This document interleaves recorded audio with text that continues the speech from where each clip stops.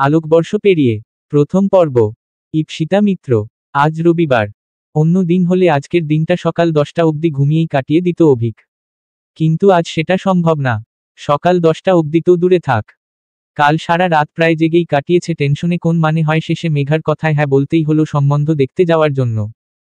মেয়েটা আসলে খুব ভালো করে জানে কিভাবে দাদাকে ব্ল্যাকমেল করে নিজের কাজ আদায় করতে হয়। ওই পুরনো ট্রিক্সটাই কাজে লাগালো তাই মেঘা শেষে যখন মুখের কথায় কাজ হলো না তখন টেম্পোরারি অনশন করে রাজি করিয়ে নিল দাদাকে। সিম্পল। যদিও অভিক অনেকবার বুঝিয়েছে কোন অচেনা মেয়ের ওপরও ভরসা করে না। একবার যেভাবে ঠকেছে জীবনে তারপর তো এইসব বিয়ে রিলেশনশিপ নিয়ে ভাবার কথাই মাথায় আসেনি কখনো। আর শ্রমণার মতন যদি আবার কোন বাইরের মেয়ে এসে ওদের ভাই বোনের সম্পর্কটাকে নষ্ট করে দেয়ার চেষ্টা করে, টাকা আর প্রপার্টির জন্য মেঘাকে দূরে করে দেয়ার চেষ্টা করে অভিকের কাছ থেকে, তাহলে কি হবে? কিন্তু এইসব কথাকে বোঝাবে মেয়েটাকে? ওর তো ওই একটাই কথা, মা বাবা মারা যাওয়ার পর থেকে অভিক নাকি শুধু ওকে নিয়ে আর বিজনেস নিয়েই ভেবেছে। কিন্তু এবার আর না, এবার ওকে নিজের লাইফটা নিয়েও একটু ভাবতে হবে, এগোতে হবে জীবনে। আর এখন আবার ওর 33। এখন বিয়ে করবে না তো কখন করবে? সত্যি এত যুক্তির ঠিক কি উত্তর দেবে অভিক? কিভাবে বলবে যে মা বাবা চলে যাওয়ার পর মেঘাই ওর জীবন? নিজের বোন ছাড়া কাউকেই আর নিজের করে ভাবতে চায় না অভিক। আর শ্রমণা যেই ধাক্কাটা ওকে দিয়েছে একটা সময়, আজও সেটা কাটিয়ে উঠতে পারেনি অভিক। মনে মনে মানুষকে বিশ্বাস করার স্বভাবটাই তাই শেষ হয়ে গেছে ওর। কিভাবে বলবে এত কথাও মেঘাকে? আর তার ওপরে যদি অনশন করে ব্ল্যাকমেল শুরু করে তাহলে তো আরই কোন কথা বলার জায়গা থাকে না। কথাগুলো আনমনে ভাবতে ভাবতেই রেডি হলো সেদিন মেয়ে দেখতে যাওয়ার জন্য। যদিও মনে প্রচণ্ড অনিচ্ছা, তাও জোর করেই অন্ধকার মুখে বেরোলো মেঘার সঙ্গে মেয়েটাদের বাড়ির উদ্দেশ্যে। ওদের উকিল কাকু সম্বন্ধটা এনেছে। লোকটা মেঘার বেস্ট ফ্রেন্ড। আগে যদিও বাবার ভালো বন্ধু ছিল, যাই হোক এই লোকটার সাথে মিলেই মেঘা ওকে ফাঁসিয়েছে। সেদিন এই ভাবনার ভিড়েই মাঝ রাস্তা থেকে উকিল কাকু গাড়িতে উঠল। তারপর অভিকের দিকে তাকিয়ে ভ্রু নাচিয়ে বলল, কি রে, শুনলাম নাকি তুই ঐশীর ফটোটাও দেখিসনি? এত রাগ কিসের বলতো? তোর বোন তো একটা ঠিক ডিসিশনই নিয়েছে, এটাই তো বিয়ের বয়স তোর। কথাটার অভিক কোন উত্তর দেয়ার আগেই এবার মেঘা তাল মিলিয়ে বলল, ঠিক বলেছ উকিল কাকু, বোঝাও তো একটু দাদাকে। এই কথায় অভিক এই মুহূর্তে বেশ রেগেই বলল, উফ হয়েছে তোর, যাচ্ছি তো সেই মেয়ে দেখতে, তাহলে এত কথা কিসের? এর উত্তরে উকিল কাকু এবার অল্প হেসে বলল, তো যাচ্ছিস যখন একটু খুশি মনেই যা। আর তোর জন্য কোন খারাপ মেয়ের সম্বন্ধ আনিনি আমি। ঐশীদের ফ্যামিলি যদিও তোদের তুলনায় সাধারণ, ওর বাবা রিটায়ার্ড স্কুল টিচার, কিন্তু মানুষ হিসেবে ওদের কোন তুলনা হয় না। আগে বৌদি যখন বেঁচে ছিল সেই মানুষটাও ছিল অমায়িক। মেয়েটা ঠিক মা বসানো হয়েছে। কথাগুলো একসঙ্গে বলে গেল উকিল কাকু। কিন্তু অভিকের এইসব শুনেও মুখে কোন হাসি এলো না, কেমন যেন ভাবলেশীন হয়েই রইল ও। এরপর যখন কিছুটা সময় পেরিয়ে মল্লিকবাগান এসে পৌঁছল তখন ঘড়িতে দুপুর 12টা। অভিক এই মুহূর্তে আবিষ্কার করল ওদের গাড়িটা একটা একতলা বাড়ির সামনে এসে দাঁড়িয়েছে উকিল কাকুর ইনস্ট্রাকশনে। যাই হোক, এরপর একজন বয়স্ক ভদ্রলোক দরজা খুলে ওদের যতটা সম্ভব আপ্যায়ন করে এনে ঘরে বসালো। অভিক এবার চারিদিকটা চোখ বুলিয়ে বুঝল ছিমছাম সুন্দর গোছানো একটা বাড়ি। খুব দামি ফার্নিচার, শোপিস, ইন্টেরিয়ার এইসব নেই যদিও, কিন্তু সাধারণের মধ্যেও বেশ রুচি আছে সব কিছুর। সে বাটিক প্রিন্টের কুশন কভার হোক কি দেয়ালে লাগানো হাতে আঁকা ছবি, সবই ঘরের হালকা রঙের সাথে মানিয়ে গেছে। আর সব থেকে ভালো লাগছে উল্টোদিকের সাজানো দেয়াল আলমারিটা। কত বাংলা সাহিত্যিকের বই এখানে, শীর্ষেন্দু থেকে সুনীল, রবীন্দ্রনাথ থেকে শরৎচন্দ্র, বিভূতিভূষণ, সবার জায়গা আছে এই দেয়াল আলমারিতে। কথাগুলো এক মনে ভাবছিল অভিক। আসলে ইঞ্জিনিয়ারিং কমপ্লিট করে ইন্টেরিয়ার ডেকোরেশনের ওয়ার্কশপ করেছিল একটা এমবিএ পড়ার সাথে সাথে। ছোট থেকেই এই ঘর সাজানোর প্রতি আলাদা একটা ইন্টারেস্ট আছে ওর। সেই জন্যই কারোর বাড়ি গেলে এইসব খেয়াল করাটা ওর স্বভাব। যাই হোক, সেদিন অভিকের এই ভাবনার ভিড়েই ঐশী এসেছিল বসার ঘরে। প্রথম দর্শনে হালকা লাল রঙের একটা শাড়ি, কপালে ছোট্ট একটা টিপার, খোলা চুলে একবার হলেও থমকে দিয়েছিল অভিককে সেদিন মেয়েটা। তবে সেই মুহূর্তে ও জোর করেই নিজের মনটাকে ঘুরিয়ে নিয়েছিল সঙ্গে সঙ্গে, আর ভেবেছিল অন্য কথা। কিভাবে এই মেয়েটাকে আজ না বলবে, সোজাসুজি বলে দেবে, নাকি কোন মিথ্যে অজুহাত দেখিয়ে কাটিয়ে দেবে সম্বন্ধটা। কিন্তু এইসবের ভিড়েই ঐশী সবার মাঝে অভিককে দেখে হেসেছিল আলতোভাবে। আর না চাইতেও অভিকের দৃষ্টিটা স্থির হয়ে গেছিল হঠাৎ একটা অন্য রকম ভালো লাগায়। যাই হোক, সেদিন এরপর বাড়ির সবাই মিলে ওদের আলাদা কথা বলার কথা বলেছিল। অভিক জানতো এরকমই কিছু একটা হবে এরপর। সব এরেঞ্জ ম্যারেজেই তো এটা কমন। আলাদা কথা হবিজ কি, জীবনের এইম কি, এইসব জিজ্ঞেস করেই তো বিয়ে ফাইনাল হয়। কিন্তু অভিক তো এখানে বিয়ে করতে আসেনি, ও এসেছে স্ট্রেট কাট না বলতে। তাই এই আলাদা কথা বলার সুযোগটা সেদিন কাজে লাগিয়ে সোজাসুজি বলে উঠেছিল ঐশীকে, সরি, আমি এই বিয়েটা করতে পারবো না। আসলে আমার বোন আর উকিল কাকুর জোড়াজুড়িতে আমি এখানে এসেছি। মেঘার কোন কথায় আমি আসলে না বলতে পারি না, বাট আমি বিয়ের ব্যাপারেই ইন্টারেস্টেড নই। I am just very happy to be single. কিন্তু এত কথা আমার বোনকে বুঝিয়েও বোঝাতে পারিনি, যাই হোক এটাই বলার ছিল। আর সরি আজ আপনাদের টাইমটা ওয়েস্ট হলো এইভাবে, প্লিজ ডোন্ট মাইন্ড। কথাগুলো একসাথে বলে যেন হাফ ছেড়ে বাঁচল অভিক। কিন্তু এই মুহূর্তে উল্টো দিকে দাঁড়িয়ে থাকা ঐশী অদ্ভুত রকম হাসি মুখ করে নিজের মনে একটা প্রণাম ঠুকে বলে উঠল, যাক বাবা, বাঁচা গেছে। এটা শুনে অভিক বেশ অবাক হয়ে এবার তাকালো ওর দিকে, কিন্তু ওর কিছু জিজ্ঞেস করার আগেই ঐশী বলে উঠল আলতো হেসে, আসলে আমিও চাইনি এইসব। আপনাদের সঙ্গে এমনিও আমাদের স্ট্যাটাস কিছু মেলে না, তার ওপরে আপনি এত বড় বিজনেসম্যান। আপনার সাথে তো আমার কখনোই মিলবে না, কিন্তু অনিমেষ কাকু মানে আপনার উকিল কাকুকে তো এত কথা বলা যায় না, বাবার অনেক দিনের পুরনো বন্ধু। তাই বাবাও মুখের ওপর না বলতে পারেনি। যাই হোক, ভালোই হলো।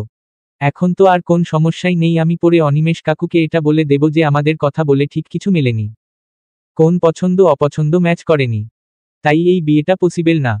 যাই হোক চলুন, আজ আমাদের বাড়ি থেকে দুপুরে খেয়ে যাবেন। কথাগুলো বেশ হাসি মুখে বলে ঐশী আর দাঁড়ালো না, ঘরটা খালি করে দিয়ে বেরিয়ে এলো বসার ঘরে সবার সামনে। যদিও মেঘা, উকিল কাকু, ঐশীর বাবা বেশ অবাকই হলো, এত তাড়াতাড়ি দুজনে কি কথা বলল কে জানে।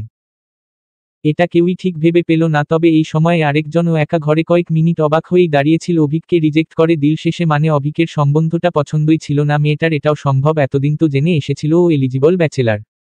অফিসে পার্টিতে কত জায়গায় মেয়েরা ওর সঙ্গে কথা বলার জন্য নিজে থেকে চেষ্টা করে। এই তো সেদিন ওদের ডিজাইনার শপ আরাধ্যার ইনোগ্রেশন পার্টিতেই কলকাতার সব থেকে নামি মডেল মালিনী তো ওকে ডিরেক্ট নিজের ফ্ল্যাটে যাওয়ার জন্য বলছিল টু হ্যাভ সম ফান। যদিও অভিক এইসবে কখনোই রেসপন্স করে না, কিন্তু সেই অভিক সেনগুপ্তকেই একজনের ম্যারেজ মেটেরিয়াল হিসেবে ঠিক লাগেনি, এটা জেনে কেমন যেন তেতো লাগলো ভেতরটা। সত্যি মেয়েটা তাহলে জীবনে কেমন ছেলে চায় কে জানে, কথাটা আনমনেই মনে হলো ওর। তবে এইভাবে আর একা একা দাঁড়িয়ে না থেকে বেরিয়ে এলো এবার অভিক ড্রয়িং রুমে। কিন্তু এসে দেখল ঐশী এই মুহূর্তে বেশ যেন খুশি খুশি হয়েই কথা বলছে সবার সঙ্গে। তবে অভিকেরও তো এই সময়ে খুশি হওয়ার কথা, ও যা চেয়েছে অবশেষে তো তাই হলো। তাহলে অভিকের এরকম অস্বস্তি হচ্ছে কেন, ভেতরে যেন এই ব্যাপারটা মেনে নিতে পারছে না ঠিক। এরকম খারাপ লাগার তো কথা ছিল না, ওর কথাগুলো যেন বেহিসেবি ভাবে মনে হলো এখন। এই মেয়ে দেখা পর্ব পার করে কটা দিন কেটে গেছে শহরে। আজ বুধবার। অভিকের সকাল থেকে দুটো মিটিং আর কনস্ট্রাকশনের সাইট ভিজিটিং এর পর শরীরটা এই মুহূর্তে ক্লান্ত লাগছে। আসলে ওদের মেন ব্যবসাটা প্রমোটিং এর, আর তার সঙ্গে এখন একটা ওমেন্স ক্লোদিং এর ডিজাইনার শপও ওপেন করেছে, তাই শেষবের কাজও দেখতে হয়। কিন্তু আজ আর কাজের মধ্যে থাকতে ভালো লাগছে না এখন। একঘেয়ে জীবন, একঘেয়ে রুটিন, এর বাইরে যেতে ইচ্ছে করে আসলে মাঝে মাঝে। সেদিন ড্রাইভ করতে করতে এসবই ভাবছিল বিকেলের কলকাতাকে দেখতে দেখতে। তখনই ফোনটা বেজে উঠল। অ্যাসিস্ট্যান্ট অরূপের নাম্বারটা ভেসে আসছে স্ক্রিনে। অভিক এবার কিছু না ভেবেই ফোনটা ধরল, আর ওপাশ থেকে অরূপ এক নিঃশ্বাসে বলে উঠল, স্যার বাড়ি থেকে ফোন এসেছিল। মায়ের শরীরটা খারাপ, তাই এখনই বাড়ি গেলে ভালো হয়, কিন্তু মেঘা ম্যামের কিছু সিলেবাসের বই কেনার কথা বলেছিলেন আপনি, ওটা কাল কিনলে হবে। আজ কলেজ স্ট্রিট গেলে দেরি হয়ে যাবে ফিরতে। কথাটা শুনে অভিক এই মুহূর্তে সঙ্গে সঙ্গেই বলল, না থাক, তুমি বাড়ি যাও, নো প্রবলেম। কলেজ স্ট্রিট যেতে হবে না, তুমি শুধু আমাকে বইয়ের লিস্টটা হোয়াটসঅ্যাপ করে দাও, আমি চলে যাচ্ছি কলেজ স্ট্রিট। এটা শুনে অরূপ কিন্তু কিন্তু করে বলে উঠল, স্যার আপনি যাবেন ওই ভিড়ের মধ্যে, আমি চলে গিয়ে নিয়ে আসতাম বইগুলো কাল। ওর কথাটাকে এবার শেষ হতে না দিয়েই অভিক বলল সহজভাবে, আরে আমার না যাওয়ার কি আছে, আর এমনিতেও আমি এরপর বাড়িই ফিরব, আর অফিস যাব না, ভালো লাগছে না আর কাজ করতে। যাই হোক তুমি বইয়ের লিস্টটা পাঠাও, আমি কলেজ স্ট্রিট হয়ে বাড়ি যাব দেন। কথাগুলো বলে অভিক এবার ফোনটা রেখে দিল। তারপর আবার হারিয়ে গেল বিকেলের কলকাতার গোধূলি রঙে। কে জানে অরূপের মায়ের প্রেশারটা লো হয়ে গেছে কিনা, আবার অরূপ ওর সঙ্গে কাজ করছে আজ প্রায় 5 বছর হয়ে গেল। ছেলেটা এমনিতে খুব হার্ড ওয়ার্কিং, ওর তাই ভালো লাগে বেশ। আর অরূপের জন্মদিনে একবার ওর মায়ের সাথেও আলাপ হয়েছিল অভিকের। সেদিন অরূপের মা অফিসে এসেছিল পুজো দিয়ে ছেলের সঙ্গে দেখা করতে, একদম বিনা নোটিশে। ব্যাপারটায় অরূপ প্রথমে বেশ ইতস্তত হলেও অভিক খুব সহজ করে দিয়েছিল সবকিছু। অরূপের মাকে নিজের কেবিনে নিয়ে গিয়ে বসিয়ে অনেকক্ষণ কথা বলেছিল নিজে থেকে। এত সিম্পল ভদ্র মহিলা যে ভালো লেগেছিল খুব ওর। এইসব এলোমেলো চিন্তার ভিড়েই সেদিনও পৌঁছেছিল কলেজ স্ট্রিট। তখন বিকেল 5:30। মেঘার অ্যাকাউন্টেন্সি অনার্সের কিছু বই কেনার আছে ওর আসলে।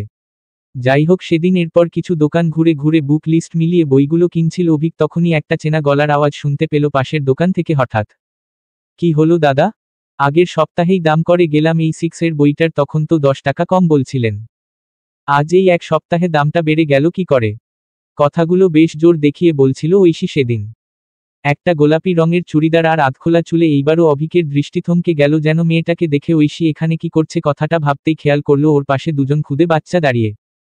একটা ছেলে একটা মেয়ে। তবে জামা কাপড় চেহারা দেখে যেন মনে হলো বাচ্চা দুটোর বাড়ির অবস্থা ভালো না। যাই হোক, এইসব ভাবনার ভিড়ে ঐশী আবার ওই বইয়ের দোকানের লোকটাকে বলে উঠল, তাহলে হিসাব করুন সব কটা। ক্লাস 6-এর প্রশ্ন বিচিত্রা বাংলা ব্যাকরণ আর সাধারণ জ্ঞান বই আর ক্লাস 7-এর এই বিজ্ঞান ইতিহাস আর ভূগোল বইটার কত দাম হলো টোটাল? আর কিছু আঁকার বই থাকলে দেখি তো। কথাটা বলেই ও পাশের বাচ্চা দুটোকে বলে উঠল, কি রে, সিনারির বই নিবি নাকি কার্টুন আঁকবি? তখন দুটো বাচ্চাই সমস্বরে বলে উঠল, কার্টুন আঁকবো দিদি, কার্টুনের বই নাও। কথাটায় ঐশী এবার হেসে বইয়ের দোকানের লোকটাকে আলতো স্বরে বলল, শুনলেন তো, কার্টুনের বইই দেখান তাহলে।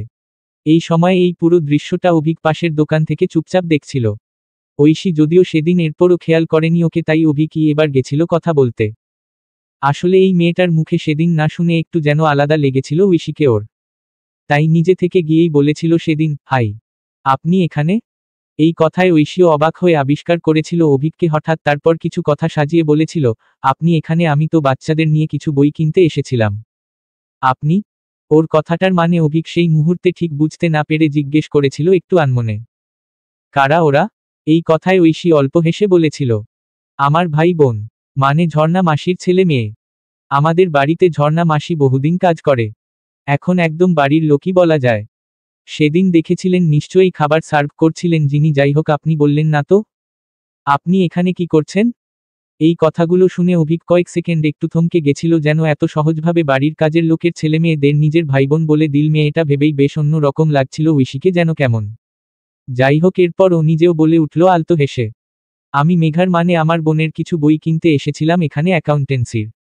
তবে সেই মুহূর্তে ওর কথা বলার মাঝেই বইয়ের দোকানের লোকটা কিছু কার্টুনের বই এনে সামনে ফেলে দিয়েছিল ওদের। ঐশী এবার ওই বাচ্চাগুলোর দিকে তাকিয়ে বলেছিল, নে দেখ কোন বইটা পছন্দ, কোনটা নিবি? এই প্রশ্নে বাচ্চাগুলো বেশ এক্সাইটেড হয়ে বইগুলো দেখে একটা বই সিলেক্ট করেছিল অবশেষে। ঐশী এবার বেশ অর্ডারের সুরে বলেছিল ওদের, আঁকা প্র্যাকটিস করে দেখাবি কিন্তু আমাকে বইটা থেকে। তারপর সমস্ত বইয়ের পেমেন্ট করে ও এবার অভিকের দিকে তাকিয়ে বলেছিল, আসছি তাহলে। আপনার বই কেনা কমপ্লিট হয়ে গেছে? এই প্রশ্নে অভিক দু কথায় বলেছিল, না, আরও কিছু কেনার আছে। আপনি কি তাহলে বাড়ি যাবেন এখন? এই প্রশ্নে ঐশী একটু ঘাড় দুলিয়ে বলেছিল, হ্যাঁ, বাড়ির দিকেই যাব।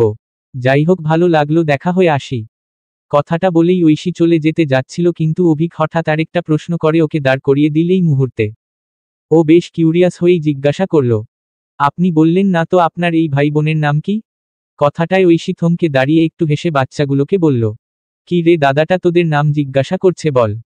এটা শুনে বাচ্চা ছেলেটা একটু লাজুকভাবে বলল অভিককে, আমি বিল্টু আর ও আমার বোন তুলি।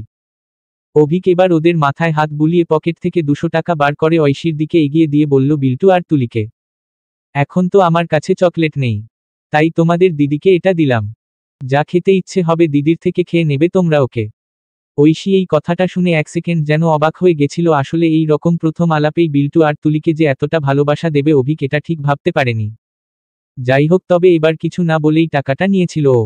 তারপর নরম স্বরে বলেছিল ও, আসছি। এরপর কয়েক মিনিটের মধ্যে অভিকের সামনে কলেজ স্ট্রিটের ভিড় রাস্তায় হারিয়ে গিয়েছিল তিনজনে হঠাৎ করেই।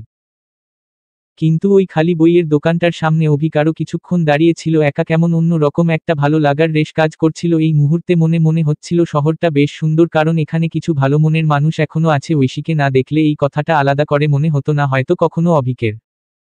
সেদিন এরপর বাড়িতে এসে আনমনে অকারণে অভিকের কেন জানে না মনে পড়ছিল ঐশীকে। ওই সহজভাবে বলা কথাগুলো, স্বচ্ছ হাসিটা যেন চোখের সামনে ভেসে আসছিল ওর। মাঝে মাঝে কাউকে নতুন ভালো লাগার অনুভূতি এসে জমা হচ্ছিল মনে। কিন্তু যাই হোক, জোর করেই সেই সময়ে মনটাকে ঘুরিয়ে নিচ্ছিল অভিক নিজের। যেই কষ্টটা একবার পেয়েছে একজনের কাছ থেকে, তারপর আর কাউকে ভালো লাগার কথা ভাবতে পারবে না ও। এটাই সত্যি। কথাগুলো যেন জোর করেই নিজেকে মনে মনে বলছিল সেদিন প্রত্যেকবার। আর ধীরে ধীরে কাটিয়ে ফেলার চেষ্টা করছিল এই ভালো লাগার রেশটা। তবে এইসবের মাঝে একটা কথা একটু হলেও বিঁধছিল ওকে, ঐশীর বিজনেসম্যানে কি প্রবলেম, মানে ব্যবসায়ীরা ওর কি ক্ষতি করলো ঠিক যে বিয়ে না করার ডিসিশন নিয়ে নিল মেয়েটা। কথাটা কেমন যেন বুঝে উঠতে পারছিল না অভিক। তবে বেশি অপেক্ষা করতে হলো না। আরেকবার দেখা হয়েই গেল ঐশীর সঙ্গে একদম বিনা নোটিশে। আসলে উকিল কাকুর ছেলের বিয়ে ছিল সেই দিন। রিসেপশন পার্টিতে এমনিতে অভিক যায় না কারোর, কিন্তু উকিল কাকু খুব ক্লোজ বলে না করতে পারেনি আর। যেতেই হয়েছিল মেঘার সঙ্গে। আর সেখানে গিয়েই আবিষ্কার করেছিল সেই মেয়েটাকে। লালের মধ্যে গোল্ডেন জরির কাজ করা শাড়ির সঙ্গে চোখের কোণে ঘন কালো কাজল যেন একটু বেশিই সুন্দরী করে দিয়েছে ঐশীকে। কথাটা দূরে দাঁড়িয়ে স্থির দৃষ্টিতে তাকিয়ে মনে হয়েছিল অভিকের। তবে মেঘা এই সময়ে ওর কানের কাছে এসে বলেছিল, ওটা ঐশীদি না? অদ্ভুত মেয়ে একটা। শেষে কি না আমার দাদাকে রিজেক্ট করে দিল, পছন্দ অপছন্দ মেলে না নাকি? সিরিয়াসলি এটা কোন কথা? এই পৃথিবীতে যদি সবার ভালো লাগা খারাপ লাগা মিলে যেত তাহলে আলাদা মানুষ হওয়ার ডেফিনেশনটাই তো থাকতো না। কি রে, কিছু বল। প্রথম কথাগুলো নিজের মনে বলে শেষ কথাটা অভিককে হঠাৎ ধাক্কা দিয়েই বলল মেঘা। কিন্তু অভিক এবার উল্টো কথাই বলে উঠল নিজে। একটু শাসন করার সুরেই বলল ও, শুধু ঐশীর কথাই বলছিস কেন? আমিও তো বিয়েতে না বলেছি। আর এটা যার যার নিজের ডিসিশন। যাই হোক, বাদ দে এইসব। কথাগুলো শুনে মেঘা আর কি বলবে ভেবে পেল না, তাই আর কথা না বাড়িয়ে চলে গেল মিষ্টির কাছে। উকিল কাকুর মেয়ে, ওর ছোটবেলা থেকে বেস্ট ফ্রেন্ড। তবে ঐশী বেশ কিছুক্ষণের জন্যই দাঁড়িয়েছিল নিজের মনে এক জায়গায়। এটা অভিক নোটিশ করে গেছিল নিঃশব্দে ঐশীর কাছে। তারপর একটু আস্তে গলায় বলে উঠেছিল পাশে দাঁড়িয়ে, হাই, এখানে একা দাঁড়িয়ে কেন? এটা শুনেই ঐশী অল্প চমকে তাকিয়েছিল ওর দিকে, তারপর কিছুটা অবাক হয়েই বলেছিল, আপনি এখানে কখন এলেন? এর উত্তরে অভিক আলতো হেসে বলেছিল, এই কিছুক্ষণ। তবে এসে থেকে আপনাকে নোটিশ করছি কেমন একা একা দাঁড়িয়ে। কথাটায় ঐশী একটু উদাস হয়েই বলল, আসলে এখানে সব বাবার বন্ধু। আমার তাদের সাথে আর কি বা কথা থাকতে পারে, তাই একা একা বোর হচ্ছিলাম। এটা শুনে অভিকও এক সুরে বলল, আমারও একই। বেশি কাউকে চিনি না এখানে। মেঘার বন্ধু বান্ধব আছে যদিও, কিন্তু আমার বোর হওয়া ছাড়া কোন উপায় নেই। এই কথায় ঐশী এবার অল্প হেসে বলল, এখন তার মানে আমাদের দুজনেরই সমস্যা মিটে গেছে। একে অপরকে চেনা পেয়ে গেলাম। আর বোর হতে হবে না। কথাগুলো শুনে অভিকেরও ভালো লাগলো কেমন। তখনই ও নিজে থেকে বলে উঠল, আমি কিছু স্টার্টার নিয়ে আসছি। আপনি একটা টেবিলে গিয়ে বসুন। আমি আসছি। কথাটায় ঐশী নীরব সম্মতি জানিয়ে একটু দূরে একটা ফাঁকা টেবিলে বসেছিল। বিয়ে বাড়িটা বেশ একটা বাগান বাড়িতে হচ্ছে এখানে। ওপেন স্কাই এর নিচে এক ঝাঁক তারার মতন আলো দিয়ে সাজানো চারিদিকটা, সঙ্গে হালকা মিউজিক। বেশ সুন্দর লাগছে পরিবেশটা ঐশীর। এইসবি ভাবছিল চারিদিকে ছড়িয়ে ছিটিয়ে থাকা লোকজনকে দেখতে দেখতে। তখনই অভিক এসে হাজির হলো দুটো স্টার্টারের প্লেট নিয়ে। ঐশী এবার টুকটাক কথা শুরু করলো আরেকবার অভিকের সঙ্গে।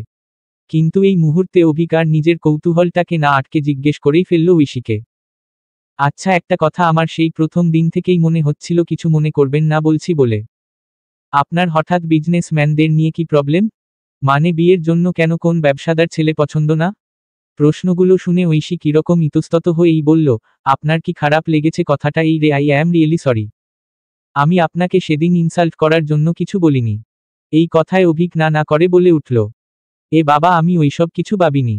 সেদিন তো আমিও বিয়ের জন্য না বলেছিলাম। সো এটা কোন ব্যাপারই না। আমি জাস্ট এমনি জিজ্ঞেস করলাম কথাটা। জানতে ইচ্ছে হলো তাই।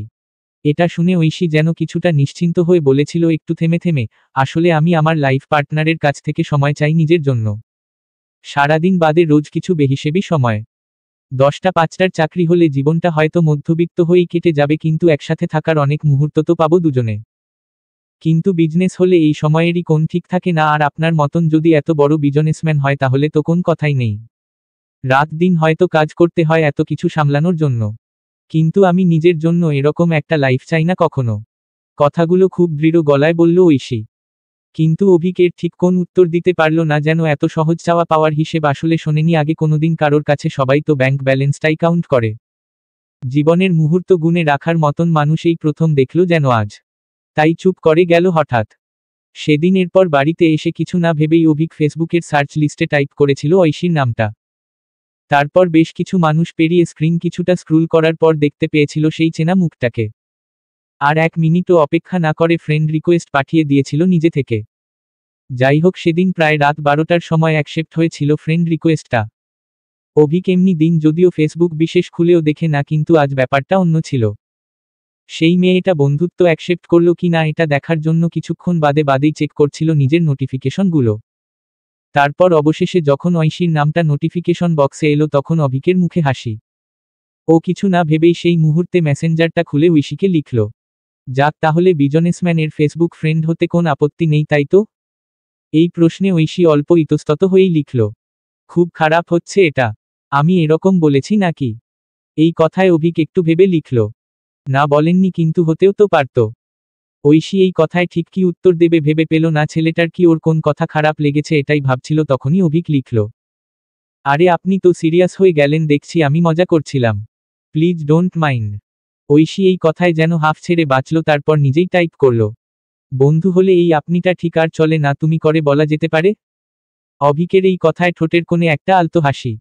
ও কয়েক সেকেন্ডের ভিড়ে লিখল, হ্যাঁ তুমি করেই বলতে পারো। এরপর থেকে ওদের মধ্যে টুকটাক কথা চলতে থাকত মাঝে মাঝেই। একে অপরের খবর নেওয়া, অল্প স্বল্প বেহিসেবি কথা হতো দুজনের। এর মধ্যেই একদিন রাতে অভিক ঐশীকে মেসেজ করেছিল নিজে থেকে। দিনটা কেমন কাটলো জিজ্ঞেস করেছিল ও।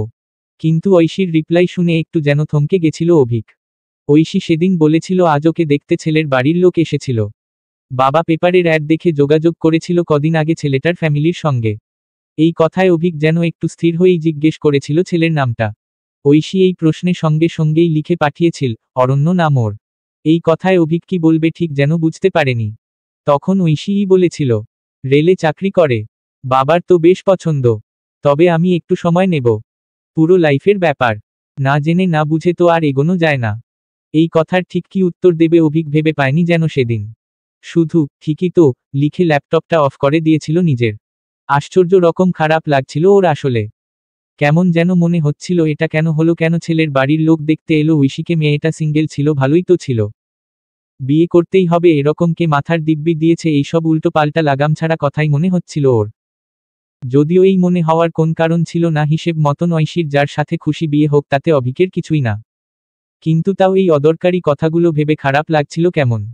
যাই হোক, এরপর অভিক নিজের কাজে আগের মতন ব্যস্ত হয়ে গেছিল আবার। ফেসবুকটা আর ইচ্ছে করেই খুলে দেখত না কখনো সময়ের ফাঁকে। কিরকম যেন কথা বলার ইচ্ছেটাই শেষ হয়ে গেছিল ঐশীর সঙ্গে। আর কথা বললেই হয়তো ওই ছেলেটার কথাই বলবে, ঐশী অরণ্য নাকি যেন নাম, তার কথা শোনার থেকে চ্যাট বক্স অফ করে রাখাই ভালো। এইসবি ভাবছিল। তবে এইভাবে কটা দিন কেটে যাওয়ার পর আবার দেখা হয়ে গেল মেয়েটার সঙ্গে অভিকের। সেদিন অভিক CC2 মলে গেছিল। ওদের ওমেন্স ক্লোথের একটা শপ আছে CC2-তে। সেখানে গিয়ে অভিক হঠাৎ আবিষ্কার করেছিল ঐশীকে। কাচের দেয়ালের আড়াল থেকে দেখেছিল মেয়েটাকে ও একটা ছেলের সঙ্গে বসে ক্যাফে কফি ডেতে। ছেলেটাকে দেখে মনে হচ্ছে কত কি বোঝাচ্ছে যেন ঐশীকে। আর বাধ্য শ্রোতার মতন সেই সব চুপচাপ শুনছে ও। এই কি তাহলে অরণ্য, কথাটা যেন দৃশ্যটা দেখে হঠাৎ মনে হলো অভিকের। তবে এই মনে হওয়ার কারণেই আজ আর দাঁড়ালো না সেখানেও। বেশ জোরে পা চালিয়েই এগিয়ে গেল শপের দিকে। কিন্তু এই মুহূর্তে মনটা কেমন থমকে ছিল যেন, ওর একটা নাম না জানা খারাপ লাগা এসে জমছিল ভেতরে। যাই হোক, সেই খারাপ লাগার মাঝেই অভিক 1 ঘন্টার মধ্যে সমস্ত কাজ মিটিয়ে বেরিয়ে এসেছিল সব থেকে। কিন্তু মলের বাইরে যাওয়ার রাস্তায় দেখেছিল ঐশী বসে সামনের একটা বেঞ্চে একা। কেমন যেন গভীর চিন্তা করছে কিছু একটা নিয়ে। মুখটা বেশ অন্ধকার। অভিক এইসব দেখে আর নিজেকে আটকাতে পারল না এখন। ধীরে ধীরে গিয়ে হাজির হলো ঐশীর পাশে। তারপর আস্তে গলায় বলল, হাই। কিন্তু ঐশী এই মুহূর্তে ওর কথা যেন শুনতে পেল না। ও এক মনে কিছু একটা ভেবেই যাচ্ছিল। তাই তাকালোই না ফিরে অভিকের দিকে। অভিক এইসব দেখে আর পাশে দাঁড়িয়ে না থেকে চুপচাপ গিয়ে বসে পড়ল বেঞ্চটায় ঐশীর কাছে। তারপর আস্তে গলায় আবার বলল, হাই। এবার যেন ঐশীর ঘোরটা কাটল হঠাৎ, ও এক পলকে অভিকের দিকে তাকিয়ে বলল, তুমি। অভিক এটা শুনে কিছুটা সহজ গলায় বলল, আমার একটা ক্লোদিং স্টোর আছে এই মলে, তারই কাজে এসেছিলাম। কিন্তু তুমি একা বসে কি করছো? ওই ছেলেটা কোথায় গেল? এটা শুনে ঐশী অবাক হয়ে বলল, তুমি কি করে জানলে আমি কার সাথে এসেছি? অভিক এই প্রশ্নে অল্প হেসে বলল, কারণ আমি স্টোরে যাওয়ার সময় তোমাকে দেখেছিলাম ক্যাফে কফি ডেতে। ছেলেটাকে? ওই অরণ্য? এই প্রশ্নে ঐশীর মুখটা কালো হয়ে গেল যেন। ও আর কোন কথা না বাড়িয়ে শুধু বলল, হুম অরণ্য। এই কথায় অভিক কিছু বুঝতে না পেরেই জিজ্ঞেস করে উঠল, তো সে কোথায়? দেখছি না তো, আর তুমি এখানে এরকম চুপচাপ বসে আছো কেন? এটা শুনে ঐশী যেন নিজের সমস্ত রাগ থেকেই বলল, কিছু ভালো লাগছে না আমার, তাই বসে আছি। এইসব জানলে এই সম্বন্ধের ব্যাপারটা এগোতামই না। কথাগুলো এক নিঃশ্বাসে বলে গেল ঐশী। অভিক এই মুহূর্তে বুঝল সিরিয়াস কিছু একটা হয়েছে। তাই একটু সময় নিয়ে জিজ্ঞেস করল আস্তে গলায়, কি হয়েছে? ছেলেটা তো তোমার ক্রাইটেরিয়াতে ফিট ছিল, সরকারি চাকরি, তাহলে প্রবলেম কি হলো আবার? ঐশী এই কথায় বলল কেমন থতমত মুখে, ছেলেটার একটা গার্লফ্রেন্ড আছে। এইসব কিছুই জানতাম না, প্রথমে সব লুকিয়ে গেছিল। এটা শুনে অভিক যেন আকাশ থেকে পড়ার মতন এক্সপ্রেশন দিয়ে বলল, কি এইভাবে লুকিয়ে বিয়ে করছিল এতটা ডেসপারেট, আর তুমি জানলে কি করে তাহলে? ঐশী এই প্রশ্নে কেমন উত্তেজিত হয়ে বলল। তার গার্লফ্রেন্ড নিজে এসে বলে গেছে। ভাবতে পারছো? মেয়েটার সন্দেহ ছিল ছেলেটার ওপর। তারপর কোন বন্ধুর থেকে জানতে পেরেছে এই বিয়ের কথা। আর আজ যে আমরা ক্যাফে কফি ডেতে দেখা করতে এসেছি এটাও শুনেছে। তারপরই এখানে এসে হাতে না হাতে ধরেছে ওই অরণ্যকে, সবার সামনে কি ঝামেলাটাই না করলো মেয়েটা এইসব দেখে। ফ্রড চিটিংবাজ কিছু বলতে আর বাকি রাখেনি অরণ্যকে। এমনকি একটা ঠাসিয়ে চড় মেরে দিল সবার সামনে। অরণ্য তো লজ্জায় মেয়েটারই পেছনে পেছনে চলে গেল সরি বলতে, ওর বাড়ি নাকি একটু সেকেলে। লাভ ম্যারেজ পছন্দ করে না বলে ভয়, এতদিন নিজে প্রেম করে এটা বলতে পারেনি মানে কোন মানে হয় এইসবের। আর এই পুরো এপিসোডে আমি কিরকম সঙ্গের মতন দাঁড়িয়েছিলাম, সারা ক্যাফের লোক আমার দিকে তাকিয়েছিল হা করে, যেন নাটক চলছিল একটা। এত ইম্বারেসড আমি লাইফে হইনি কখনো। কথাগুলো এক নিঃশ্বাসে বলে থামলো এবার ঐশী। অভিকও এইসব শুনে কি বলবে বুঝতে পারল না ঠিক, তাই ও নিজেও কিছুক্ষণ চুপই রইল। তারপর কিছুটা গুছিয়ে নিয়ে বলল, একদিকে যা হয়েছে ভালোই হয়েছে, অ্যাট লিস্ট ছেলেটার সত্যিটা তো জানতে পারলে। এই কথায় ঐশী নিজের মনেই বলে উঠল, সেই। অভিক এবার একটা অন্য কথা বলে উঠল হঠাৎ। একদম টপিকের বাইরে বেরিয়ে বলল ছেলেটা আইসক্রিম খাবে। ঐশী এটা শুনে একটু অবাক হয়েই ওর দিকে তাকালো। এই সিচুয়েশনে আইসক্রিমের কথা কিভাবে কারোর মনে হতে পারে? তবে ওর কিছু জিজ্ঞেস করার আগে অভিকই আবার বলে উঠল, মুড অফ থাকলে ice cream is a good option. মুডকে অন করার জন্য, বুঝলে? এবার আর এত ভেবো না, চলো আমার সঙ্গে। এখানে ভালো একটা আইসক্রিম পার্লার আছে, অপেক্ষা করছে সেটা আমাদের জন্য। কথাটা বলেই অভিক ঐশীর হাতটা ধরে টানলো এবার যাওয়ার জন্য। কিন্তু ঐশী ওকে অন্য একটা প্রশ্ন করে উঠল এই মুহূর্তে। আর তোমার কাজ? এই কথায় অভিক খুব সহজ গলায় বলল, পরে হবে। সেদিনের পর থেকে অভিক আর ঐশীর কথার পরিমাণ ধীরে ধীরে বাড়ছিল যেন। হঠাৎ করেই একটা ভালো বন্ধুত্ব শুরু হয়েছিল দুজনের মধ্যে। সেই জন্যই ঐশী সেই শুক্রবার একটা ফোন করেছিল অভিককে। ঐশীর নাম্বারটা যদিও বেশ কিছুদিন আগেই নিয়েছিল অভিক ফেসবুকে, কিন্তু এই চেনা নামটা যখনই স্ক্রিনে ভেসে উঠল অন্য রকম একটা ভালো লাগা এসে যেন জমা হলো অভিকের মনে। অভিক এই মুহূর্তে প্রায় সঙ্গে সঙ্গেই ফোনটা ধরল অফিসের জরুরি মিটিং বাদ দিয়ে আর বলে উঠল, হ্যালো, কি ব্যাপার? ঐশী এর উত্তরে একটা প্রশ্ন করে উঠল নিজে। বিজি?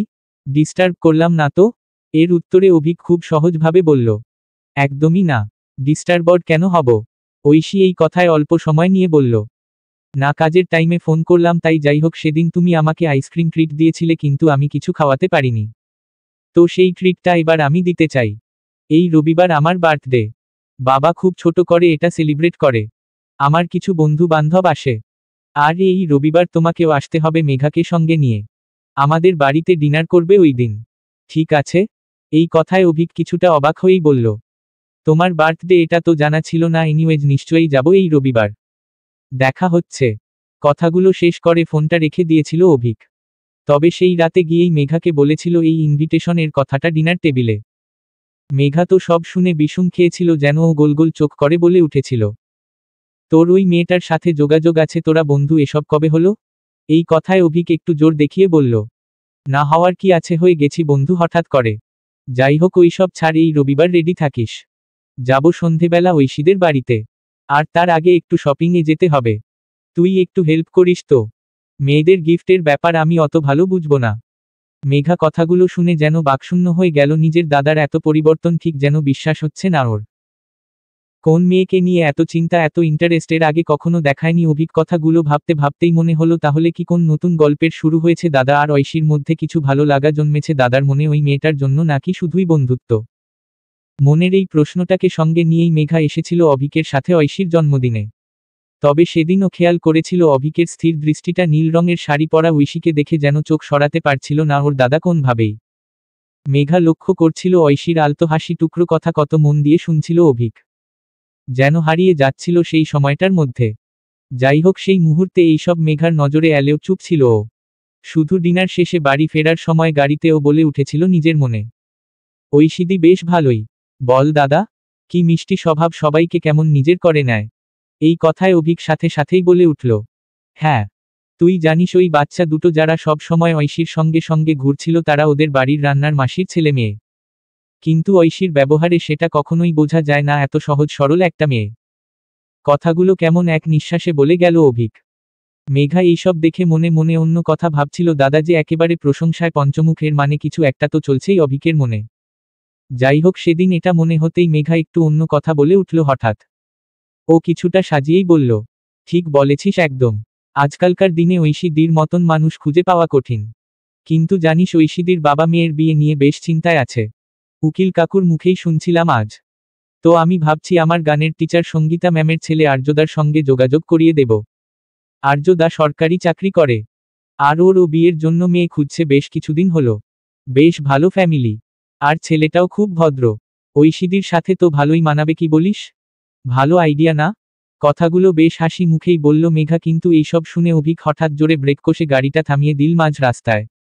তারপর কিছুটা এলোমেলো হয়েই বলল, একদম না। কে বলেছে তোকে এইসব করতে? ঐশীর জন্য তো আমি আছি। আর কোন ছেলে এসে কি করবে? কথাগুলো কেমন ঘোরের মধ্যেই বলল অভিক। কিন্তু তারপরই ওর সম্বিত ফিরল হঠাৎ। ও নিজেকে সামলে আবার গাড়ি স্টার্ট করল। কিন্তু মেঘা ওর শেষ কথাটাকে ধরেই বলল, কি বললে তুই? ঐশীদির জন্য তুই আছিস? এই প্রশ্নটায় অভিক এবার একটু গলা ঝাঁকিয়ে কিছুটা ঝাঝালো গলায় বলল, কিছু বলিনি আমি। আর তোর এইসব পরোপকার করে কোন কাজ নেই। ঠিক আছে, কারোর সাথে কারোর যোগাযোগ করাতে হবে না তোকে। নিজের পড়াশোনাটা কর মন দিয়ে, তাহলেই হবে। কথাটা কেমন অর্ডার এর সুরে অভিক বলে এই মুহূর্তে ড্রাইভিং এ মন দিয়েছিল নিজে। তবে না, মেঘা আর কথা বাড়ায়নি এই মুহূর্তে কিছু। কিন্তু একটা আলতো হাসি লেগেছিল ওর মুখে কিরকম বিনা কারণে। আসলে মেঘার উত্তরটা পাওয়া হয়ে গেছে অভিকের কাছ থেকে। ঐশী যে ওর মনে জায়গা করে নিয়েছে মেঘা এটা কনফার্মড ওর রিকশনটা দেখেই। 7 এরপর 2 সপ্তাহ কেটে গেছে শহর কলকাতায়। সেদিন ঐশী অফিস ছুটি নিয়েছিল হসপিটাল যাওয়ার জন্য। আসলে ওর বাবার একটা রুটিন চেক আপ হয় প্রত্যেক 2 মাসে। সুগারের পেশেন্ট তো, তাই ঐশী সব সময় খেয়াল রাখে এই ব্যাপারগুলো। যাই হোক, সেদিন ঠিক 12টার মধ্যে ঐশী পৌঁছে গেছিল হসপিটালে। ডক্টর পার্থর চেম্বার থেকে রিপোর্টগুলো দেখিয়ে আনতে আনতে 1:30টা বেজে গেছিল এরপর।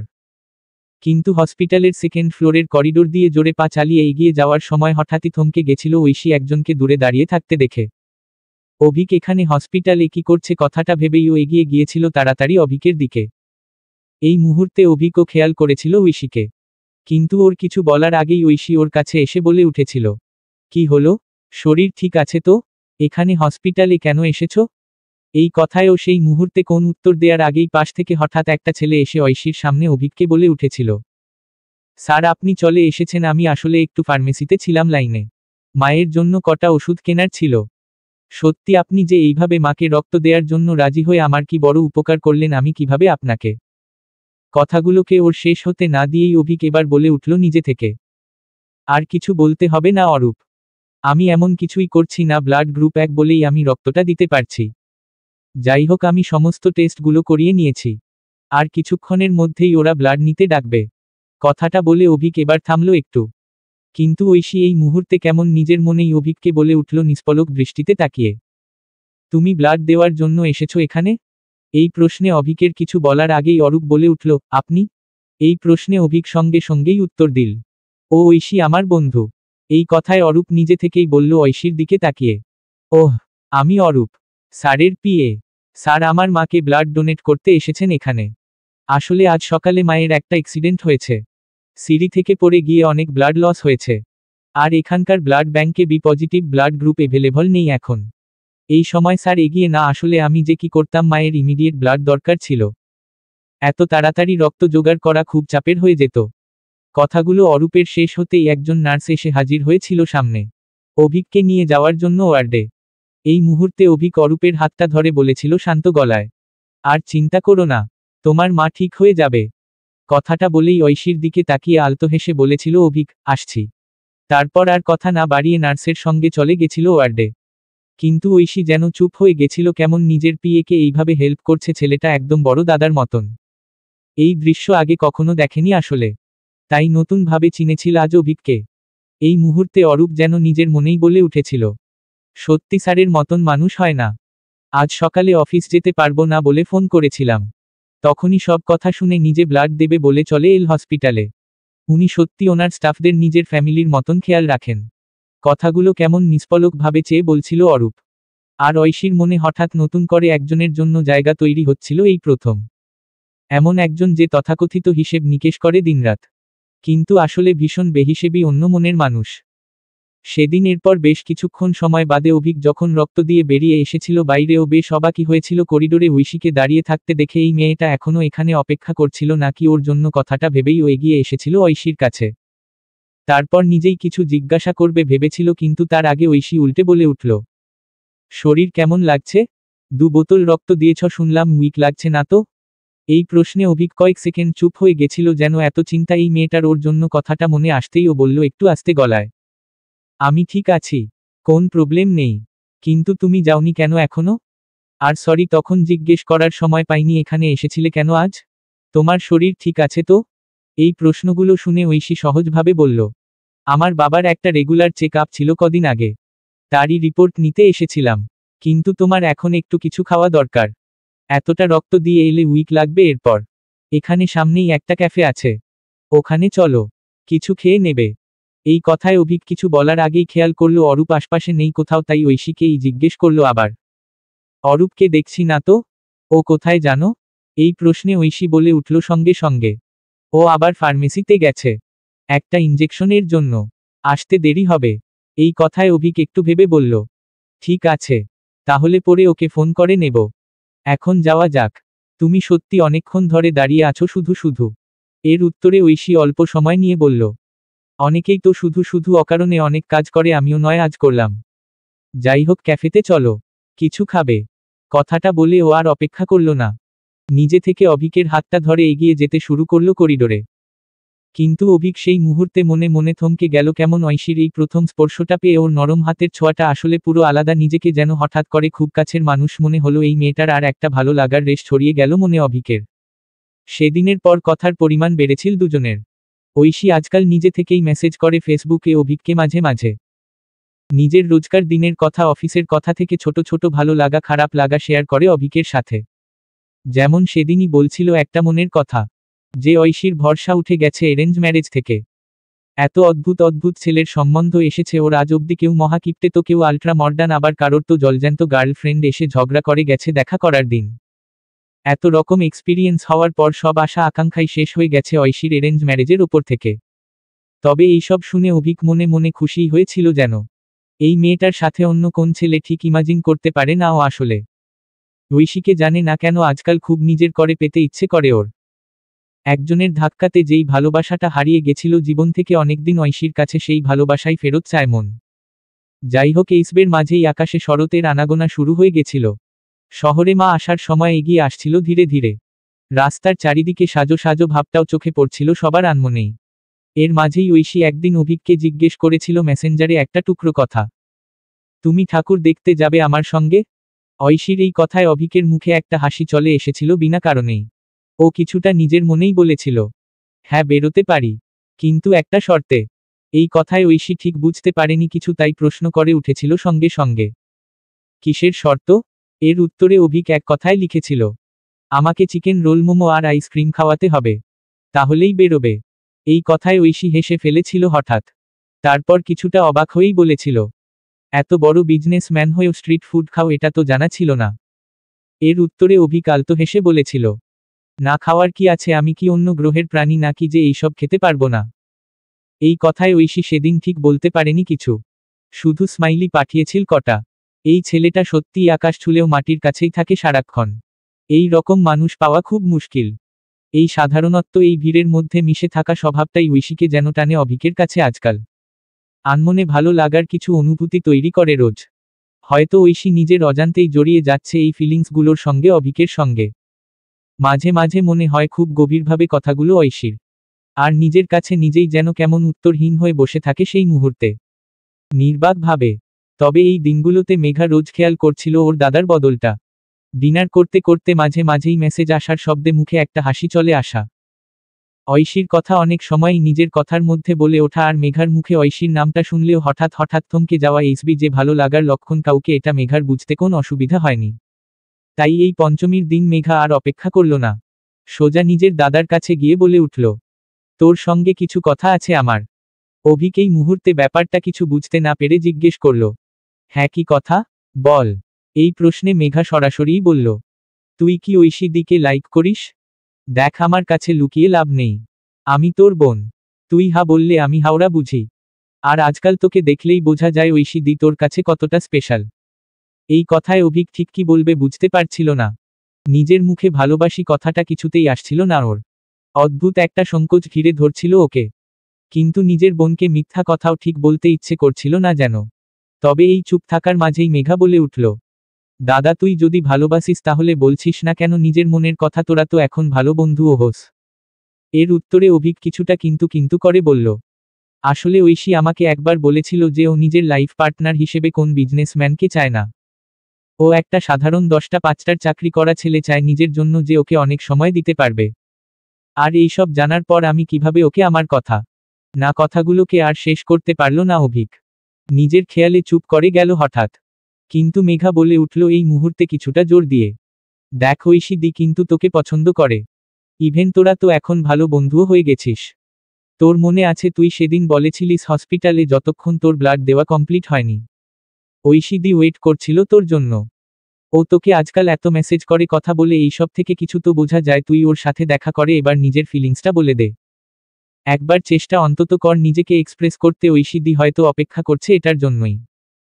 কথাগুলো এতটা দৃঢ় গলায় বলল মেঘা যে অভিক কোনোভাবেই না বলতে পারল না। হয়তো সত্যি ওর একবার ঐশীর সামনে নিজের মনের কথা বলা উচিত। একটা চেষ্টা অন্তত করা উচিত গল্পটাকে এগিয়ে নিয়ে যাওয়ার। সেদিন এইসব ভাবনার মাঝেই ও মেসেজ টাইপ করেছিল একটা ঐশীকে, ষষ্ঠীর দিন বিকেল 5টায় দেখা হচ্ছে, আমি তোমাকে বাড়ি থেকে পিক করে নেব। তারপর কিছু না ভেবেই সেন্ড বটনটা ক্লিক করে দিয়েছিল ফোনের। সত্যি জানে না এরপর কি হবে। অভিক এই দেখাটা কোন মন ভাঙার গল্প শুরু করবে, নাকি নতুন একটা চ্যাপ্টার শুরু হবে লাইফের। তবে অভিককে ঐশীর মুখোমুখি হতেই হবে নিজের সমস্ত ফিলিংসগুলোকে অ্যাকসেপ্ট করার জন্য। সেদিনের পর একটা সপ্তাহ পার করে পুজো চলেই এলো বাঙালির জীবনে। মা দুর্গা 10 হাতে সেজে ছেলে মেয়েকে নিয়ে মণ্ডপে মণ্ডপে হাজির। ঐশীর এই সময়টা বছরের সেরা সময় লাগে যেন সেই ছোট থেকেই। সারাটা বছর অপেক্ষা করে ও পুজোর এই 4টে দিনের জন্য, এই ঢাকের আওয়াজ শুনে ঘুম ভেঙে ওঠা সকালগুলোর জন্য। তবে এইবারের ষষ্ঠীর দিনটা যদিও একটু আলাদা ওর কাছে। আজকাল যে মনের অনেকটা জুড়ে আছে তার সঙ্গেই ঠাকুর দেখার প্ল্যান আজ। কথাটা ভেবেই সকাল থেকে একটা হাসি এসে উকি দিচ্ছিল ঐশীর মুখে আনমনে। তবে এই আলতো হাসির আড়ালে দিন পেরিয়ে বিকেল চলেই এলো অবশেষে, আর অভিক ওদের দরজায় কলিং বেল বাজলো একদম ঘড়ির কাঁটা মিলিয়ে 5টার সময়। ঐশী যদিও আগে থেকেই রেডি হয়েছিল। মেরুন রঙের আনারকলি সালোয়ারের সঙ্গে খোলা চুলে নিজেকে বেশ কয়েকবার দেখেছিল আয়নায়। হয়তো অন্য কারোর কথা ভেবে সাজছিল আজ, কিন্তু দরজা খুলে তার থমকে যাওয়া দৃষ্টি দেখে ঐশীর মনেও একটা না বলা আনন্দ হলো। যাই হোক, এরপর অভিকের সঙ্গে বেরিয়েছিল কলকাতার রাস্তায়। শর্ত অনুযায়ী চিকেন রোল মোমোও খাইয়েছিল ঐশী ছেলেটাকে। তবে আইসক্রিম পার্লারে ঢুকে একটু নিরিবিলিতে বসে অভিক হঠাৎ অন্য কিছু কথা বলে উঠেছিল ওকে। কিছুটা স্থির গলায় অভিক বলেছিল সেদিন, Oishi I want to share you something. জানি না তুমি কিভাবে নেবে, but I like you more than a friend.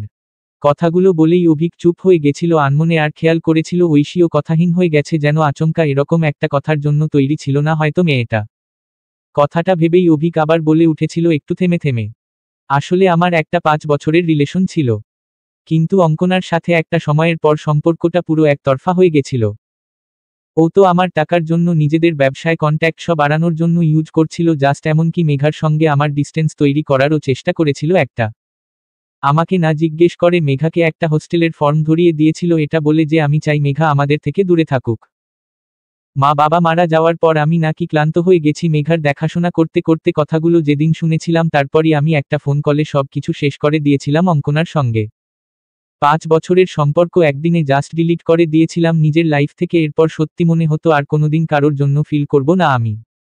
ভালোবাসা ওয়ার্ডটাও মিথ্যে ছিল আমার কাছে। কথাগুলো একসাথে বলে থামলো এবার একটু অভিক।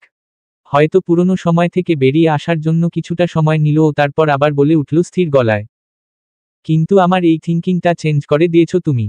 প্রথম দিন থেকে তোমাকে আলাদা লেগেছে ভীষণ, সবার থেকে আলাদা। আর আস্তে আস্তে কিভাবে আমি ফিল করতে শুরু করেছি তোমার জন্য, নিজেও বুঝিনি। আমি জানি আজ হয়তো আমাকে নাই শুনতে হবে।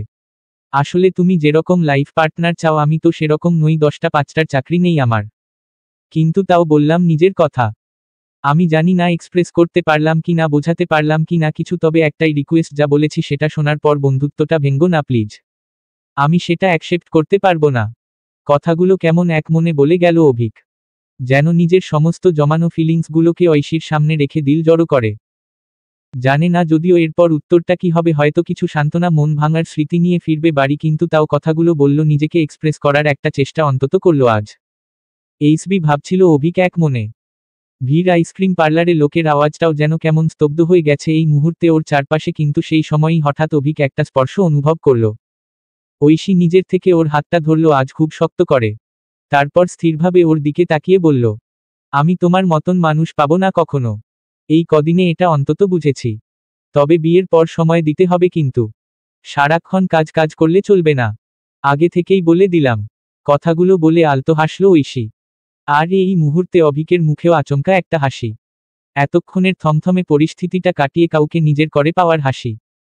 ঐশী যে ওকে হ্যাঁ বলবে আজ, সেটা একদম ভাবেনি আসলে। তবে ঐশীও ভাবেনি ঠিক যে যাকে আস্তে আস্তে ভালোবাসতে শুরু করেছিল সেও সমানভাবে ফিল করে ওর জন্য। গল্পটা যে শুধু ওর না, দুতরফা, এটা জেনে আজ অন্য রকম একটা ভালো লাগছিল মনে।